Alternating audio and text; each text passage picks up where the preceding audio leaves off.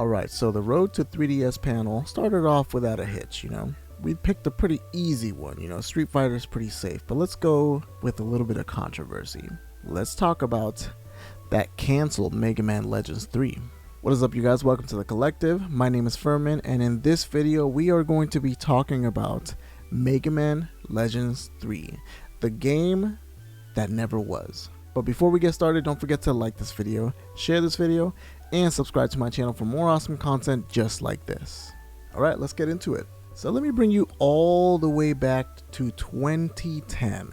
Yes guys, right before the Nintendo 3DS launched, which is in 2011, we got an announcement that said that we were going to be getting Mega Man Legends 3. And we were actually going to be getting a prototype demo drop on the eShop as soon as the eShop opens up. So this is like absolutely insane, because remember, Mega Man Legends 1 and 2 and Mega Man 64, if you played on the 64, those games are super old. Those games released in the 90s. The original Mega Man Legends released in North America in 1998, to be exact. And to say it was a smash success would be kind of hard to say. Now, I've always been a huge fan of Mega Man Legends, even though I've never actually been able to complete the game. I've never been able to beat the game for some reason. It is just one of those things that I just don't understand. But I absolutely love the concept, the fact that Mega Man is kind of like a scavenger, he's going around to dig sites to collect energy and all that cool stuff. So I've always loved the idea of the game, and I've always loved the art style too. I just like that weird blocky looking PlayStation ridiculousness when it comes to Mega Man Legends, so I've always been a huge fan of it. So you can imagine my surprise when Capcom decided to say they were going to make the third game. Now, this would have been amazing, because if the third game would have done really well, then there's a chance we would have got 1 and 2, remade for the 3DS. And that would have been insane, because potentially they could have fixed a lot of the issues that the games have. The original games, because of the fact that they were released before, the analog era, the analog sticks and stuff like that, they were really, really clunky. You move side to side and he kind of runs in a really weird way, and the way Mega Man shoots is also super weird. So, it can be, if you're not a fan of that kind of stuff, it can be kind of hard to play this thing. So that's obviously why it didn't sell very well. And a few months later, it literally had The Legend of Zelda Ocarina of Time come out. So, literally a few months apart. What are you going to pick? Are you going to pick the game that Nintendo dropped, the Zelda game that has quite possibly at that time one of the best controls ever? Come on guys, the numbers don't lie. Getting back on point, I was extremely excited to hear that we were going to be getting a Mega Man Legends 3, but unfortunately that's not what ended up happening. Capcom officially announced that production on Mega Man Legends 3 was cancelled. Capcom also announced that neither a full game nor Mega Man Legends 3 prototype version would be released, which sucks. What were they thinking?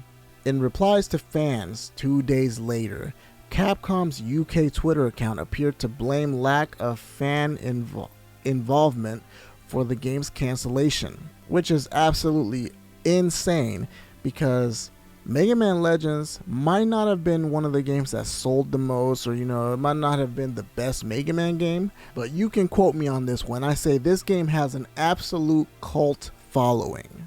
I mean, the people that love this series, they love it head over heels. Like exactly how I feel when it comes to Battle Network is how people felt about this one. So yeah, Capcom UK later apologized for the original wording and clarified that the tweets referred to the lack of interaction in the development rooms that Capcom created to help the game's development, not the fans, who have been nothing but supportive. See what I mean? So yeah, it just ended up being this whole crazy mumbo jumbo. It was insane, and I literally could not believe that all this stuff was happening. It was a huge letdown, such a huge blow. And unfortunately, it ends up being one of the biggest negative points when it comes to the 3DS, because that game would have fit right in. Now, I do think I think it would have worked better with the new Nintendo 3DS. So there's a chance that it might not have ran as well as we would have liked it to on the original hardware. But on a new 3DS with, you know, the upgraded specs and the little C-stick nub thingy, it would have been great. Now, obviously, Mega Man Legends has a bleak future because of the fact that we don't have Keiji Inafune working at Capcom anymore. So, and you know, he's kind of like Mega Man's big daddy, I guess. You know, he didn't necessarily create Mega Man, but you know, he kind of co-created him. And without him, I don't really see Capcom bringing Mega Man Legends back. They are too busy making a stupid amount of money on the big three, you know, Street Fighter, Resident Evil, and Monster Hunter. In that order, too. Don't let anybody fool you. It's in that order. Alright guys, I hope you guys enjoyed this video, and I appreciate all the comments that you guys left in Monday's video. Like, holy cow, you guys gave me a ton of ideas.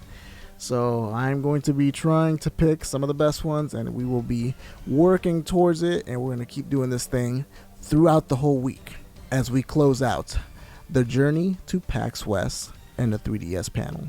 Right guys, we will see you guys on the next video. Peace. I always loved that little robot thing.